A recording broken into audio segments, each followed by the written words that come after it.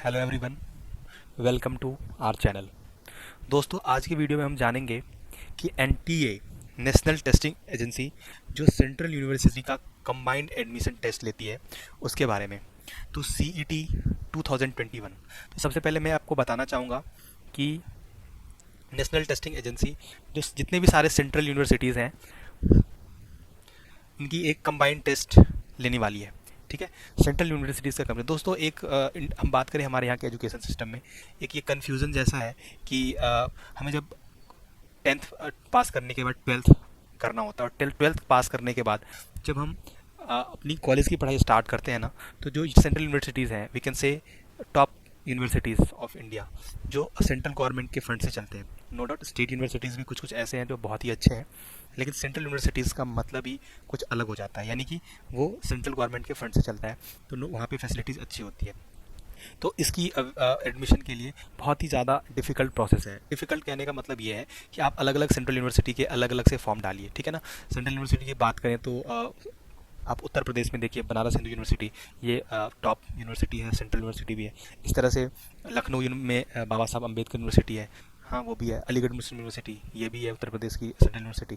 ठीक है ना। इस तरह से आप इधर दिल्ली में देखिए तो डीयू सेंट्रल यूनिवर्सिटी है, साथ ही जामिया, ये भी सेंट्रल यूनिवर्सिटी है, जेएनयू, ये भी सेंट्रल। तो इस तरह के जो टॉप यूनिवर्सिटीज़ हैं ना, ऑलमोस्ट सेंट्रल यूनिवर्सिटी, आप गूगल पे सर्च कर सकते हैं list of central universities in India, तो आपको पता चल जाएंगे। तो इनमें एडमिशन, आज का टॉपिक है इसमें एडमिशन। बेसिकली सेंट्रल यूनिवर्सिटीज़ में एडमिशन के लिए जो ग्रेजुएशन और पोस्ट ग्रेजुएशन की एडमिशन की डेट बढ़ा दी गई है, इसी वजह से मैंने ये वीडियो आप लोगों के लिए बनाया है। तो इसे थोड़ा सा डिटेल में एक्सप्लेन करेंगे और साथ ही जानेंगे भी। तो सबसे पहले तो हम जानते हैं कि सेंट्रल यूनिवर्सिटी में आप दो चीज़ों के लिए अप्लाई कर सकते हैं। ठीक है ना। तो फर्स्ट जो है वो तो आप अपनी बैचलर डिग्री, जिसको अंडर ग्रेजुएट कोर्स बोलते हैं, और दूसरा होता है पीजी, पोस्ट ग्रेजुएट कोर्स के लिए। ठीक है। अभी जो फॉर्म आई है सेंट्रल यूनिवर्सिटी की, वो इस दोनों के लिए आई है। ठीक है। तो इस दोनों के लिए आपको ऑनलाइन एग्ज़ाम के लिए अप्लाई करना है, और ऑनलाइन अप्लाई करने के बाद क्या होगा, कॉमन टेस्ट, ठीक है ना, सीबीटी, कंप्यूटर बेस्ड टेस्ट होने हैं, और पीजी के लिए अगर आप अप्लाई करते हैं तो सीबीटी होने हैं। ठीक है ना। इस बार सेंट्रल यूनिवर्सिटीज़, वैसे तो इंडिया में बहुत सारे सेंट्रल यूनिवर्सिटीज़ हैं, लेकिन अभी ये नया नया ये रूल ही अप्लाई हुआ है, तो इस वजह से अप्रॉक्सीमेटली 10 यूनिवर्सिटीज़ का ही ये वो हो पाया है एक साथ एग्ज़ाम। ठीक है ना। फ्यूचर में उम्मीद है कि गवर्नमेंट इस पर काम करेगी, और इंडिया में जितने ऑल सेंट्रल यूनिवर्सिटीज़ का एक साथ एंट्रेंस लिया जाए, और बच्चे को फिर ऑप्शन मिले कि जिस यूनिवर्सिटी में उनके 10 पे बेस पे मार्क्स आएंगे, उस यूनिवर्सिटी में वो एडमिशन ले पाएंगे। ठीक है। तो अभी टोटल 10 और 12, ठीक है ना, इस नई सेंट्रल यूनिवर्सिटीज़, जिसमें हरियाणा सेंट्रल यूनिवर्सिटी है, हाँ ये बीएचयू और जेएनयू, डीयू, ये सब तो अलग से फॉर्म निकाल दिए इस बार। तो इस बार ये सब इंक्लूडेड नहीं है, लेकिन फ्यूचर में ये सब भी इंक्लूडेड रहेंगे। ठीक है ना। उसके बाद जो है दूसरे यूनिवर्सिटी, बात करें गुजरात सेंट्रल यूनिवर्सिटी है, फिर हिमाचल प्रदेश सेंट्रल यूनिवर्सिटीज़ है।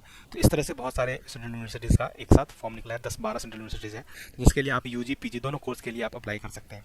तो दोस्तों, इसकी जो एप्लीकेशन थी ना, वो इस दोनों की कॉमन स्टार्ट हुई थी, और इसकी स्टार्टिंग डेट जो थी ना, एप्लीकेशन जो बिगिन हुआ था, वो बिगिन हुआ था 16 अगस्त को।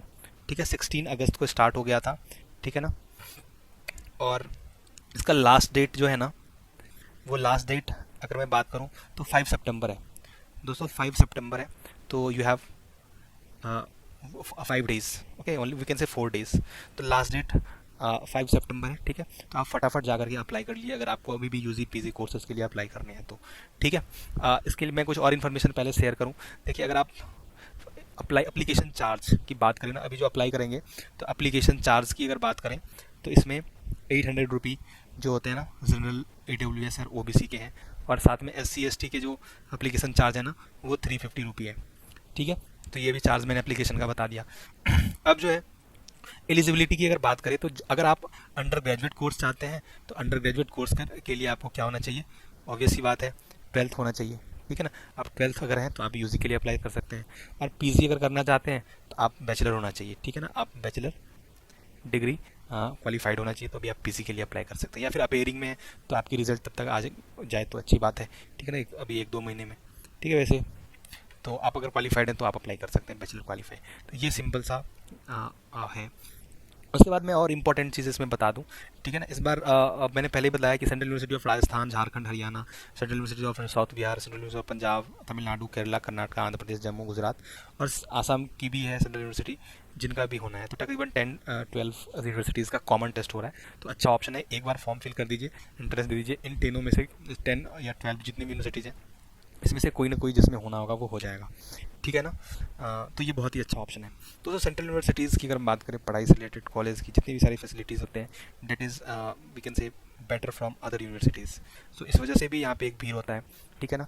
और यूनिवर्सिटीज़ में एडमिशन ले रहे हैं आप, इसलिए कॉलेजेस में नहीं मिलेंगे, ठीक है ना। हाँ, खास करके मैं पीजी वालों को बता दूं, जो पोस्ट ग्रेजुएशन की एडमिशन करेंगे ना, उसमें ज़्यादातर उनको डायरेक्ट यूनिवर्सिटी में मिल जाता है, मेन कैंपस में मिलता है, मेन कैंपस में टेस्ट एडमिशन होती है, तो उसका कुछ मज़ा ही होता है अलग। बट डीयू की अगर बात करें तो अंडर ग्रेजुएट के लिए तो बहुत सारे कॉलेजेस अवेलेबल हैं।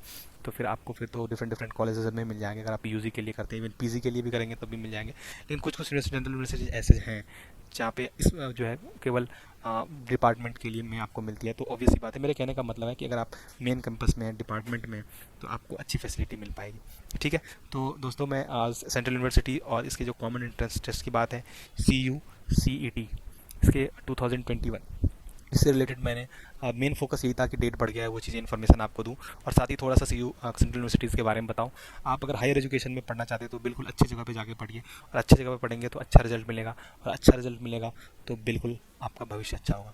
Thank you so much.